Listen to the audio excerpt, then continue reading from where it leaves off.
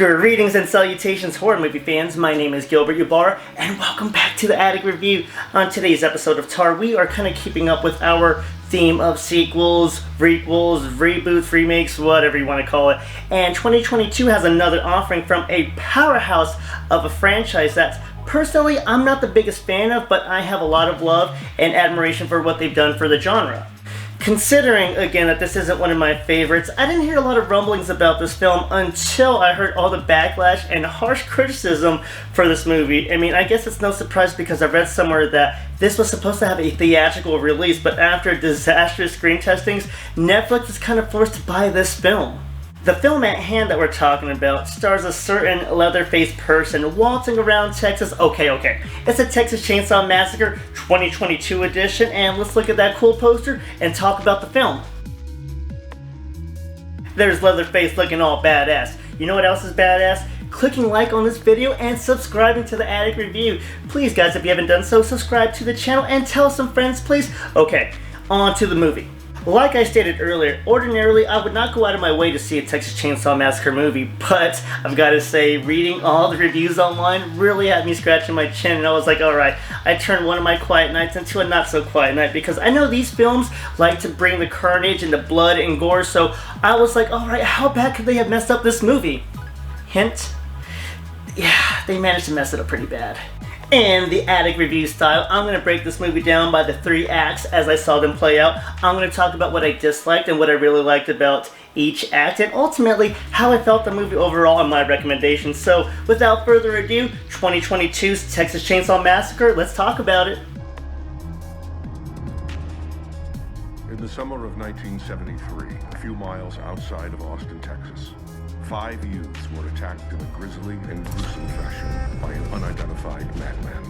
We open up with some intensely good, ominous music playing over some grainy, kind of found footage, but we are watching a documentary narrated by the same voice actor that did the original movie, which I thought was pretty cool. But this documentary is kind of being shown in a gas station where we are about to meet our 4 main characters, and oh my god, are they a doozy.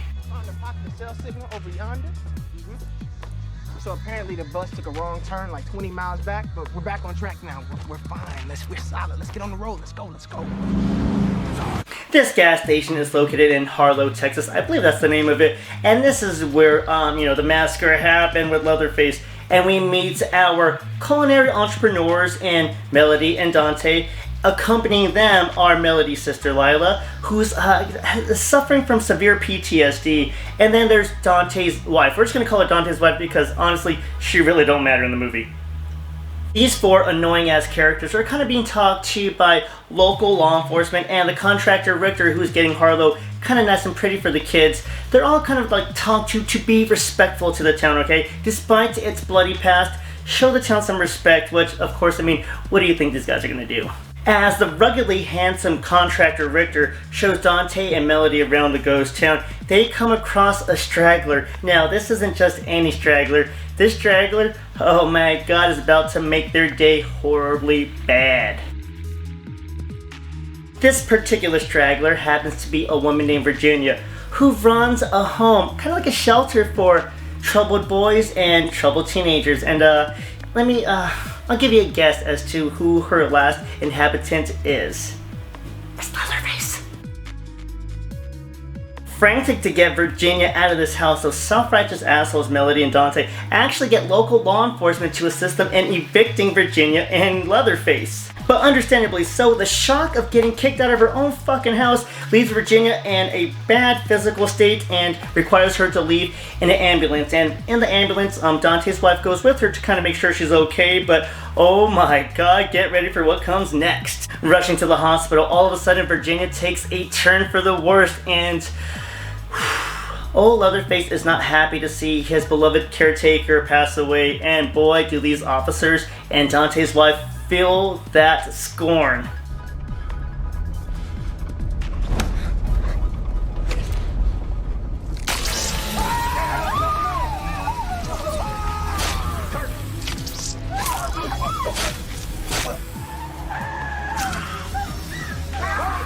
And I've got to say, I've seen some pretty creative murder death kills in my time, and Leatherface, man, he really upped the ante for that one and the way he disposed of everybody in that van. Now, that essentially brought us to the end of Act 1. Before we get to Act 2, let's talk about what I disliked and what I very much liked about Act 1. Alright, so what I didn't like about the first act is I kind of forgot to even mention it because I dislike it that much that I understand we need nostalgia. It helps to move forward with kind of like the requel aspect of it. So we have the lone survivor Sally from the original in 1974, but having her in this movie, it was just, I don't know, forced nostalgia that I didn't like or really care for. The main thing I didn't like about Act 1 is the fact that these characters are so annoying, and I couldn't tell if that was due to a lack of strength as far as the storytelling, because here, we know we're going to get some good gore and death, but now, as far as the continuation of the story, I think that this movie was brought together that we had some great ideas for some kill moments, but after that, we don't know what to do with the story, and it's starting to peek through in Act 1, which I really didn't appreciate because already I could feel the story falling apart at the seams, and when that happens, I'm worried about Act 3, and we'll talk about Act 3 later on and how I was right. And lastly, I really did not care for that pop-up of Leatherface in that cornfield. That was meme fodder, and goddamn you for filming that scene. Alright, so the first thing I really like about this movie is pretty obvious. The gory deaths. That van scene, amazing. The other thing I really appreciate about Act 1 is that even though the story and the characters are kind of to me, the music, wow, is really driving the film, and the cinematography is on point. Even though it's kind of a shit movie so far, goddamn can they create atmosphere, and I'm liking watching it. I'm not enjoying the movie so far, but I'm enjoying watching what they're doing. It's pretty cool. And one more little thing about Act 1 before we go on. If you haven't seen the film, I mean, I'm sorry, I already have a lot of spoilers in here, but if you haven't seen this part, please kind of look away. But what I'm going to talk about is Dante's wife in the van after it crashed and everything. Did anyone else kind of get that feeling that when she was trying to escape it, kind of felt like Scream 2? Anybody else? Sorry, I just wanted to point that out. Let's get on to Act 2.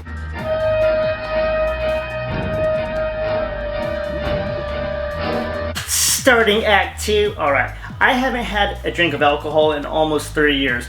But all of a sudden, this felt like beer goggles because all of a sudden the filmmakers made this movie a lot more attractive than it should have been with this incredible Act 2. Donning a fresh new mask courtesy of his belated caretaker, Leatherface has got a score to settle with all those motherfuckers in Harlow, and it's gonna be like shooting fish in a barrel for this guy. Like, literally. You'll see what I'm saying later on.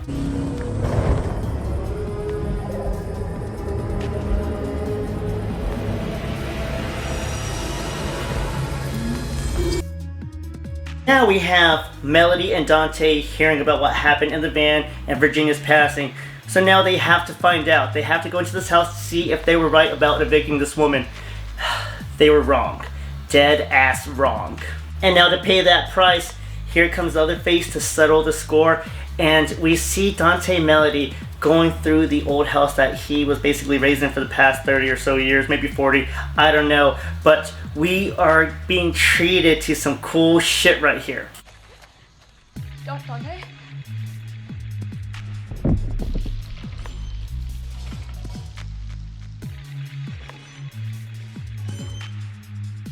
As Dante is slowly lurking around the house, we, the audience, are starting to get small glimpses of what appears to be a reimagining of that iconic door slide that made Leatherface so famous in 1974. So slowly, we're watching the film and we're seeing the house and we are just waiting, and then BAM!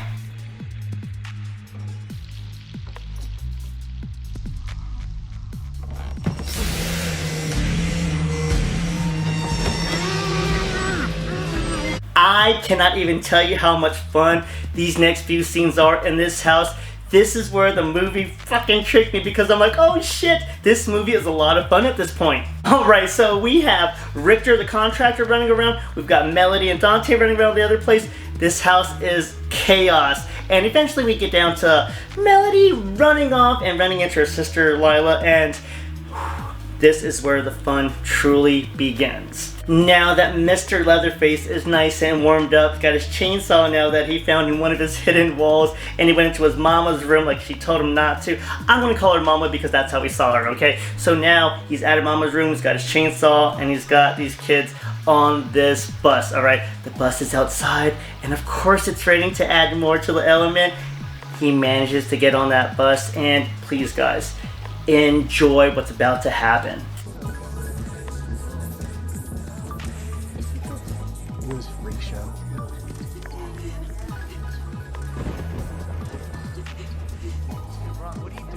Leatherface plus his chainsaw plus trapped group of kids on this bus. I'm pretty sure it's safe to assume you know what's going to happen. Afterwards, we have a couple of survivors, our potential final girls, and Melody and her sister. They manage to escape, and then we run into Sally. Remember her, the legacy character? We meet Sally, and she drags us into the horrific and final third act. Oh god, she completely fucked up the second act! Here she comes to wreck the day! But before we talk about how Sally ruins the rest of the fucking movie, let's talk about Act 2 and what I disliked, and about what I really enjoyed about Act 2. Really and truly, the only thing I didn't like about Act 2 was the fact that it wasn't longer and the rest of the movie couldn't follow suit, because this was great filmmaking for this, 30 minutes. It was fantastic. I cannot tip my hat enough to these guys for creating such wonderful atmosphere. As Dante was walking around that house, I swear to God, I could smell that musty, dusty ass house.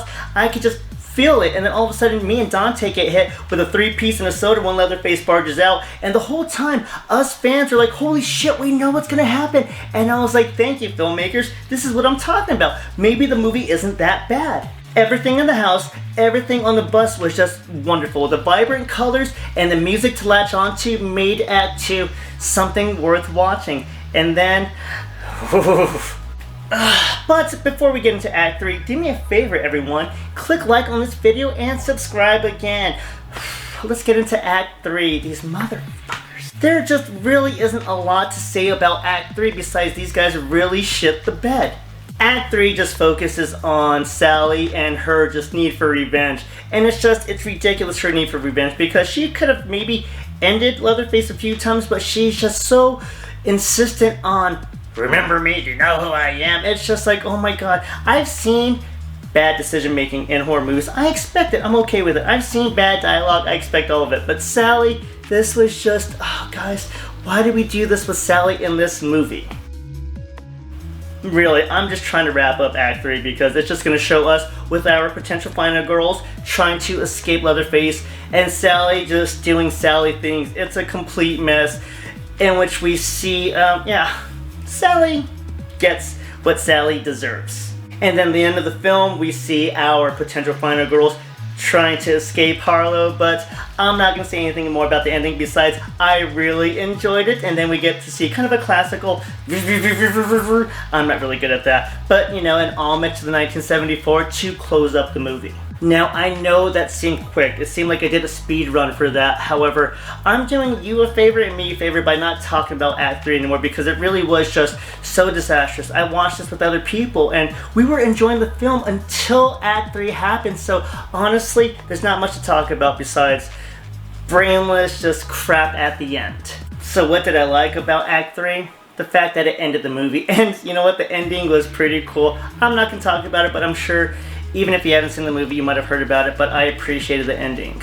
Sadly though, the rest of Act 3 was just plagued by what we call Sally. It was just unreal seeing what they did with this character and how they just ruined the last part of the movie. Can we agree to stop talking about Act 3 for now? Cool, alright, thank you guys. Let's talk about overall how I felt about the film. Overall, yes. The reviews online were correct, alright? This movie is a shit sandwich. But, man, that's some good dookie in the middle. Seriously, Act 2 was phenomenal. I was really taken away by the end. For a while, I was like, man, what are all these miserable sons of bitches talking about? They just want to complain. Oh my god. I see why they're so mad now. And yeah, I mean, despite the musical score being brilliant, the cinematography being breathtaking, overall this movie was just not it for, especially, I'm sorry, Texas Chainsaw Massacre fans. I know this must let you guys down terribly, but still, at least we have Act 2 together, don't we? Texas Chainsaw Massacre 2022, it is what it is. You've only got yourself to be mad at if you go into this movie with any expectations. If you don't have any expectations, you won't get hurt. It's fun to watch for a little bit, but don't read too much into it, and if you can, turn it off at the hour mark. You'll save yourself some heartache. So thank you everyone for watching Texas Chainsaw Massacre 2022, the review with the Attic Review.